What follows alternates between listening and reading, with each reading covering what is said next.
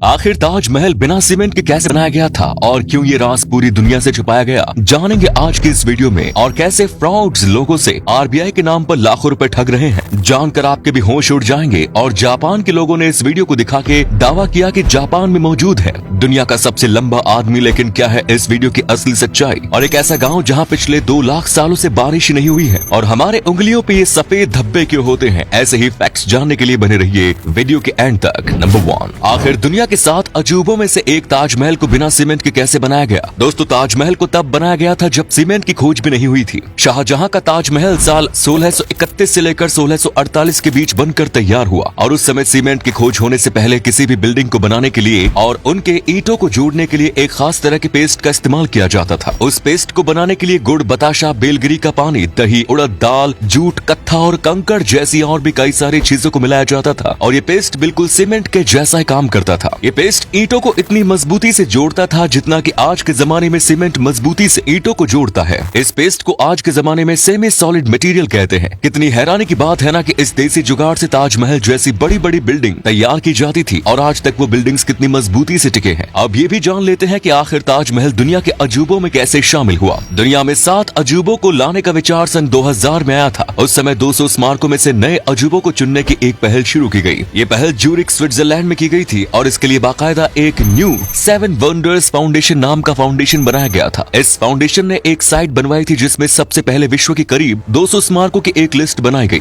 ये चयन लोकप्रियता के आधार पर किया गया था जिसका नेतृत्व कैनेडियन स्विस के बर्नार्ड वेबर ने किया था। इस वेबसाइट पे लाखों से भी ज्यादा लोगों ने अपने फोन या इंटरनेट की मदद से वोट किया। वोटिंग कई दिनों तक चली और इसके रिजल्ट को 7 जुलाई 2007 को लिस्बन में अनाउंस किया गया, जिसमें रिजल्ट में ताजमहल को भी दुनिया के 7 अजूबों में शामिल किया गया। नंबर 2, अगर आप भी किसी ऑनलाइन ऐप के जरिए पुराने एक्सपेंसिव नोट्स और सिक्के बेच रहे हैं तो आपको सावधान हो जाना चाहिए। पिछले कुछ महीनों में कई फ्रॉड पैदा हो चुके हैं जो लोगों को लूटने में लगे हैं। अब कैसे लूट रहे हैं सुनिए। असल में जब भी कोई व्यक्ति अपने पुराने एक्सपेंसिव सिक्के ऑनलाइन ऐप्स पर बेचने की कोशिश करता है तो पता नहीं कैसे कुछ फ्रॉड लोगों को इस बात का पता चल जाता है, जिसके बाद वो फ्रॉड खुद को आरबीआई यानी रिजर्व बैंक ऑफ इंडिया का एम्प्लॉय बताकर लोगों को बेवकूफ बनाता है और उन्हें कहता है कि वो उनके पुराने नोट्स और सिक्के बहुत कम कमीशन लेकर ऊंचे दामों पर बिकवा सकते हैं। कई लोग उन्हें आरबीआई का कर्मचारी समझकर कमीशन भी दे देते हैं और फिर वो फ्रॉड फ्री का कमीशन मिलने के बाद ऐसे गायब होते हैं कि कानून के हाथ कितने भी लंबे हो लेकिन कानून के हाथ उस तक कभी नहीं पहुंचते। इसी प्रॉब्लम को देखते हुए आरबीआई ने एक ऑफिशियल ट्वीट भी किया है जिसमें आरबीआई ने सभी लोगों को ऐसे फ्रॉड से बचने की चेतावनी दी है और कहा है कि आरबीआई का कोई भी कर्मचारी पुराने नोट्स और सिक्कों को बेचने और खरीदने का काम नहीं करता और न ही कोई कमीशन मांगता है, तो आप भी सावधान हो जाएं और ऐसे फ्रॉड से बचे।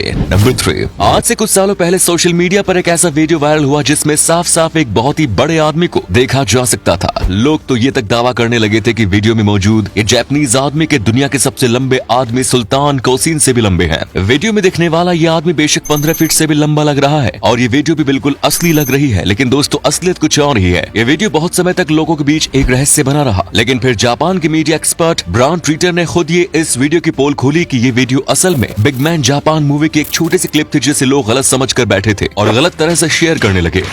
और दुनिया के सबसे लंबे इंसान होने का रिकॉर्ड सुल्तान कोसिन के पास है। नंबर 4, एक ऐसा गांव जहां कभी बारिश नहीं होती और ऐसा इसलिए क्योंकि ये गांव बादलों के ऊपर बसा है, यानी कि बादल इस गांव के नीचे मौजूद हैं और ये गांव बादलों से भी ऊंचाई पर मौजूद है, जिस वजह से बारिश होती भी है। तो इस गांव के नीचे, इस गांव का नाम अल हुतैब है जो यमन देश की राजधानी सना में मौजूद है। ये गाँव जमीन से 3.2 किलोमीटर की ऊंचाई पर बसा है। बादल इस गाँव के नीचे ही बनते हैं और बरस जाते हैं। यहाँ का नजारा ऐसा है जैसा शायद ही आपने कभी सपने में देखा होगा। नंबर 5, आपने अपनी उंगलियों के नाखून में ये सफेद सफेद भाग जरूर देखा होगा, लेकिन ये क्या है और ये होता ही क्यों है? विज्ञान की भाषा में नाखून पर मौजूद ये सफेद लाइन या स्पॉट को ल्यूकोनशिया कहते हैं। कई बार हमारे नाखून किसी वजह से डैमेज हो जाते हैं, जैसे कि कई बार हमारा नाखून गेट के कोने में फंस जाता है और दब जाता है, या फिर कई बार हम खुद के ही नाखून को खाना खाते टाइम दबा देते हैं और इन्हीं वजहों से हमारे नाखूनों पर ल्यूकोनशिया यानी ये सफेद स्पॉट आ जाते हैं और साथ ही हार्मोन की चेंजेस के कारण भी ऐसा देखा जाता है। नंबर 6, समुद्र का वो जीव शार्क को भी अपना खाना बना लेता है। मैं बात कर रहा हूँ समुद्र के सबसे खतरनाक जीव किलर व्हेल यानी ओरका की। लगभग 4000 किलोग्राम का ये किलर व्हेल अपने खतरनाक दांतों को 19,000 PSI बाइट फोर्स के साथ शार्क को भी जिंदा नहीं छोड़ता। लेकिन अगर आपका सामना किलर व्हेल से हो जाए तो आप कैसे किलर व्हेल से बच सकते हैं? सबसे पहले अगर आपका सामना किलर व्हेल से हो तो बिल्कुल भी ना हिलें और भागने की कोशिश तो बिल्कुल ना करें, क्योंकि किलर व्हेल बहुत इंटेलिजेंट होते हैं। अगर आप किलर व्हेल को देख के भागने की कोशिश करेंगे तो वो आपको पीछा जरूर करेगा। अगर आप समुद्र में किसी ऐसी नाव पर है जो मोटर से चलती है तो जल्द से जल्द मोटर बंद कर दे, क्योंकि किलर व्हेल तेज आवाज से बहुत ज्यादा चिढ़ते हैं और उनकी तरफ आकर्षित हो जाते हैं। इसके बाद अगर हो सके तो शांति से नाव पर लेट जाएं ताकि किलर व्हेल आपको ना देख पाए। इससे आप किलर व्हेल से बच सकते हैं। तो उम्मीद है वीडियो आपको पसंद आई होगी। इसी के साथ वीडियो को लाइक करके अपने दोस्तों में शेयर करना ना भूलें। धन्यवाद।